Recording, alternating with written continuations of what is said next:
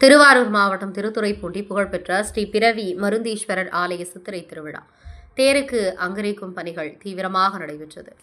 திருவாரூர் மாவட்டம் திருத்துறைப்பூண்டியில் 2000 ஆண்டுகள் பழமை வாய்ந்த மிகவும் புகழ்பெற்ற மேற்கு முகமாக அமைந்த பெரியநாயகி அம்மன் உடனுரை பிறவி மருந்தீஸ்வரர் ஆலய சித்திரை பெரு திருவிழா ஆண்டுக்கான சிறப்போடு நடைபெறுவது வழக்கம். அதன் ஒரு பகுதியாக கடந்த 15 தினங்களுக்கு முன்னால் பந்தகால் முகூர்த்தத்துடன் திருவிழா தொடங்கியது.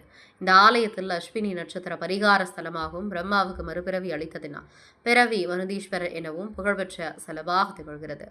இந்த ஆலயத்தில் முருகன், வள்ளி, தெய்வான விநாயகர், கஜசம்காரமூர்த்தி, பெரியநாயகி அம்மன், பிறவி மருந்தீஸ்வரர், வேதாரணீஸ்வரர், துர்கை அம்மன், பைரவர், தட்சிணாமூர்த்தி, நவகிரகங்கள் என ஏராளமான சுவாமிகள் அருள்பாவிக்கின்றனர்.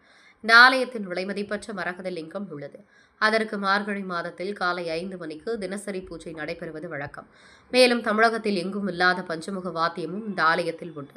மேலும் 2000 ஆண்டுகள் பழமை வாய்ந்த வில்வ மரம் இங்குள்ளது. அந்த வில்வ மரத்தின் இலையை அரைத்து உடலில் பூசிக்கொண்டால் தோல் நோய்கள் குணமாகும் என்பது ஐதீகம்.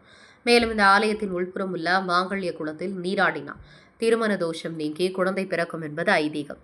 அதேபோல ஆலயத்தின் எதிர்ப்புறத்தில் உள்ள தீர்த்த குளத்தில் குளித்தார் நோய் நொடிகள் அனைத்தும் விடுபடும் என்பதும் தெய்வீகம். இவ்வளவு சிறப்பு வாய்ந்த இந்த ஆலயத்தின் திருவிழா தேரோட்டம். ஆலயத்தில் சித்திரை திருவிழா வருகிற 27ஆம் தேதி தேரோட்டம் நடைபெறுகிறது. தேரோட்டத்தின் முன்னோட்டமாக தேருக்கு அலங்கரிக்கும் பணிகள் தீவிரமாக நடைபெற்று வருகிறது.